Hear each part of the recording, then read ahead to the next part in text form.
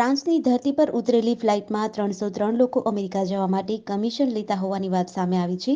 આખી બુક કરાવીને ભારતમાંથી અલગ અલગ જગ્યાએથી લોકોને ભેગા કરવામાં આવ્યા હતા.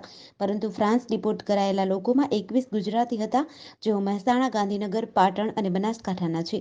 આ તમામની વિગત CID ક્રાઇમ પાસે છે અને તેમની ટીમ દ્વારા આ જિલ્લાઓના ગામમાં જઈને તેમના ઘરે પૂછપરછ કરવામાં આવે છે. એટલું જ નહીં, મોટાભાગના લોકોના નિવેદન પૂર્ણ થઈ ગયા છે. તમામ કહે છે કે અમે ફરવા માટે ગયા હતા, પરંતુ મોટી વાત એ છે કે જે લોકો નિકારાગુઆ માટે ગયા હતા એમાં કેટલાક લોકો ઘરે પણ પાકા નથી. એટલે ઘણી શંકા ઊભી થઈ રહી છે. પોલીસ દ્વારા તપાસ કરવામાં આવી છે, પરંતુ તેઓ ફોકલ કબૂતરબાજીની સાથે સંકળાયેલા એજન્ટો છે. અગાઉના જે એજન્ટો હતા તેમના નામ સામે ન આવતા હવે કદાચ એજન્ટોએ નામ બદલ્યા હોય એવું પણ માનવામાં આવી રહ્યું છે. સેન્ટ્રલ ઇન્ડસ્ટ્રીયલ સિક્યોરિટી ફોર્સના ડિરેક્ટર જનરલની જવાબદારી પ્રથમ વખત મહિલાને સોંપવામાં આવી છે. રાજસ્થાન કેડરના 1989 બેચના IPS અધિકારી નીના સિંહને આ જવાબદારી મળી છે. તેમને દેશભરમાં એરપોર્ટ, દિલ્હી મેટ્રો અને અન્ય સરકારી ઇમારતોની સુરક્ષા માટેની જવાબદારી અપાઈ છે. નીના સિંહ રાજસ્થાન પોલીસના પ્રથમ મહિલા DG પણ રહી ચૂક્યા છે. નીના સિંહ હાલમાં CISFના સ્પેશિયલ DGના પદ પર હતા. તેઓ 2021માં CISFમાં જોડાયા હતા. તેઓ 31 જુલાઈ 2024ના રોજ રિટાયરમેન્ટ થશે. ત્યાં સુધી તે CISFના ચીફના પદ પર રહેશે. નીના સિંહ 2013થી 2018 વચ્ચે CBIના જોઈન્ટ ડાયરેક્ટર પદ પર હતા. આ સમયગાળા દરમિયાન તેણે ઘણા હાઈ પ્રોફાઇલ કેસમાં કામ કર્યું છે. તેમણે 2020માં અતિશ્રેષ્ઠતા સેવા મેડલ પણ એનાયત કરાયો હતો. અમરેલીના તરક તળાવ ગામ નજીક રમણીકભાઈ દિવાણીની વાડી વિસ્તારમાં દીપડો આવી ચડ્યો હતો. 7 વર્ષના બાળક અમિત માંડલિયા ખેતરમાં પાણી ભરવા ગયો હતો, ત્યારે અચાનક દીપડાએ આવીને પાછળથી ગળું દબોચીને બાળકને ઢસડી ગયો હતો. જોકે પરિવારના સભ્યોને જાણ થતાં જ પાછળ દોડ લગાવીને બૂમાબૂમ કરી હતી, જેથી દીપડો બાળકને લોહીલુહાણ હાલતમાં જ મૂકીને ફરાર થયો હતો. રાજ્યમાં વન્ય પ્રાણીઓના હુમલાની ઘટનાઓ વધી રહી છે, ત્યારે અમરેલીના તરક તળાવ ગામમાં દીપડાએ હુમલો કરતા બાળકનું મોત થયું હતું. ખેતરમાં કામ કરી રહેલા પરિવારનો 7 વર્ષનો માસૂમ પાણી ભરવા ગયો હતો, ત્યારે અચાનક જ દીપડાએ પાછળથી હુમલો કર્યો હતો. RBIના મુંબઈ કાર્યાલય સહિત 11 ઠેકાણે બોમ્બ મૂકવાના ધમકીભર્યા ઈમેલ બાદ મુંબઈ ATSની ટીમ દ્વારા વડોદરામાં તપાસ શરૂ કરવામાં આવી છે. મુંબઈ ATSની ટીમે મેમણ જમાત ખાનની ઓફિસ અને એક ઓપ્ટિકલ હાઉસમાં તપાસ કરી હતી.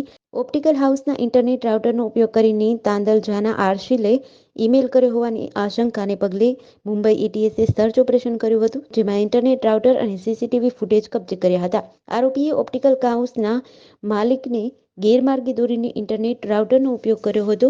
મુંબઈ પોલીસ વડોદરા પહોંચી હતી અને આજવા રોડ પર રહેતા મહંમદ વસીમ અને તાંદલજામાં રહેતા મહંમદ અર્શિલની અટકાયત કરી હતી.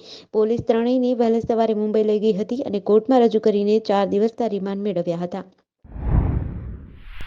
અમદાવાદમાં આજે સવારે કોરોનાના વધુ 8 કેસ નોંધાયા છે. આ તમામ કેસો શહેરના નવરંગપુરા, બોડકદેવ, મણિનગર, પારડી, વટવામાં નોંધાયા છે. જેમાં 2 દર્દીની ટ્રાવેલ હિસ્ટ્રી મળી આવી છે, જેમાં એકની ટ્રાવેલ હિસ્ટ્રી આણંદ અને બીજાની ટ્રાવેલ હિસ્ટ્રી વિસનગરની છે.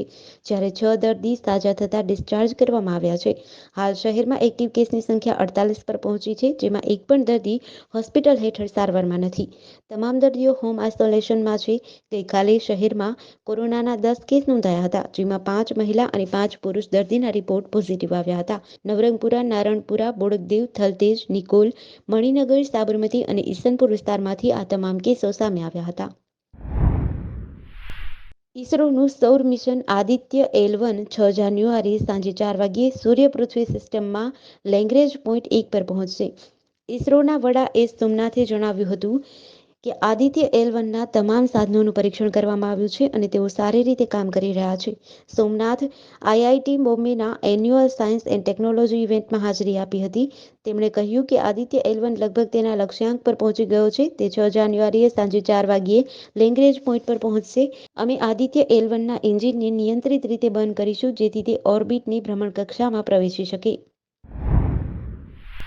વડોદરા સહિત જિલ્લામાં 31ને લઈ અવારનવાર પ્રોહિબિશન હેઠળ કાર્યવાહી કરવામાં આવી રહી છે, જેમાં ગતરોજ પાદરા પોલીસ મથકનો સ્ટાફ પેટ્રોલિંગમાં હતો. તે દરમિયાન બાતમીના આધારે પાદરાના સાધીથી સાદડ ગામ તરફ જવાના રસ્તે ખેતરમાં દારૂની મહેફિલ ઝડપી પાડી હતી. પોલીસે 14 ઇસમોની અટકાયત કરી ગુનો નોંધી તપાસ હાથ ધરી છે. પાદરા પોલીસ મથકમાં નોંધાયેલ ફરિયાદ મુજબ પાદરા પોલીસનો સ્ટાફ પેટ્રોલિંગમાં હતો. તે દરમિયાન ચોક્કસ બાતમી મળી હતી કે પાદરાના સાધીથી સાદર ગામ તરફ જવાના રસ્તા ઉપર જવાહર નવોદય વિદ્યાલય પાસે આવેલ સુરેશ પ્રભુભાઈ માળીના ખેતરમાં કેટલાક ઇસમો ઇંગ્લિશ દારૂની મહેફિલ માણી રહ્યા છે. જેના આધારે પાદરા પોલીસ સ્ટાફ અને બાતમીદારો સાથે ખાનગી વાહનમાં નીકળી સાધી ગામની સીમમાં આવેલ જવાહર નવોદય વિદ્યાલય પાસે આવેલ ખેતરમાં રેડ કરી હતી. સૌરાષ્ટ્રની સૌથી મોટી હોસ્પિટલ રાજકોટની સિવિલ હોસ્પિટલમાં દવાની અછત હોવાનું સામે આવ્યું છે. સરકારના તાબા હેઠળના GMSCLના સપ્લાય કરવામાં આવતી સરકારી દવાનો જથ્થો જ પૂરતા પ્રમાણમાં મળતો નહીં હોવાનું જાણવા મળ્યું છે. જેમાં ગંભીર અને સામાન્ય રોગોની મોંઘી અને સસ્તી દવા અને ઇન્જેક્શન મહિનાઓથી સપ્લાય કરવામાં ન આવ્યા હોવાથી લાંબા સમયથી અછત છે. સિવિલને કેટલીક દવાઓ બહારથી ખરીદવાની ફરજ પડી રહી છે. જોકે સિવિલ અધિક્ષક ડોક્ટર RS ત્રિવેદીએ કહ્યું કે ક્યારેક સપ્લાય મોડી થવાથી એકાદ બે દિવસ આવું બનતું હોય છે, પરંતુ રેગ્યુલર દવાની અછત રહેતી હોવાની વાતમાં કોઈ તથ્ય નથી. છોટાઉદેપુર સરહદી જિલ્લો છે. અવારનવાર ચોરીને અંજામ આપીને આરોપીઓ મધ્યપ્રદેશમાં ભાગી જવાની ઘટનાઓ સામે આવે છે. કેટલીકવાર પરપ્રાંતમાં આરોપીઓ પણ આસાનીથી ચોરી જેવી ઘટનાઓને અંજામ આપે છે. આવી જ એક ચોરીની ઘટના ઇકો ગાડી સાથે 2 જણાને જિલ્લા LCBએ ઝડપી પાડ્યા છે. છોટાઉદેપુર જિલ્લાના LCBની ટીમ પેટ્રોલિંગમાં હતી ત્યારે LCB PI વિનોદ ગાવિતને ચોરીની ઇકો ગાડી લઈ 2 જણા પાણવડ તરફ આવી રહ્યાની બાતમી મળી હતી. જેથી LCBની ટીમ કનલવા ગામ પાસે વોચમાં ગોઠવાઈ હતી. ત્યારે બાતમી મુજબની ઇકો ગાડી લઈને 2 જણા આવ્યા. તેઓને રોકીને ગાડીના માલિકના આધાર પુરાવો માંગતા પુરાવાઓ મળી આવ્યા ન હતા. ભાવનગર જિલ્લામાં ડુંગળીની નિકાસબંધીને લઈ ખેડૂતોએ વિરોધ કર્યો છે. દિન પ્રતિદિન દરરોજ વિરોધ પ્રદર્શન વધી રહ્યો છે. જેના ભાગરૂપે જિલ્લાના ઘોઘા તાલુકાના નેસવડ, મામસા, ઓખરલા ગામના ખેડૂતોએ ડુંગળીની અંતિમ યાત્રા કાઢીને વિરોધ નોંધાવ્યો હતો. ભાવનગર જિલ્લામાં સૌરાષ્ટ્રનું સૌથી મોટું માર્કેટિંગ યાર્ડ મહુવા અને ભાવનગર યાર્ડમાં નિકાસબંધીની અસરથી ડુંગળીના ભાવમાં સતત ઘટાડો થઈ રહ્યો છે. કેન્દ્ર સરકાર દ્વારા લાદવામાં આવેલી નિકાસબંધીથી ખેડૂતોને પૂરતા ભાવો નથી મળી રહ્યા.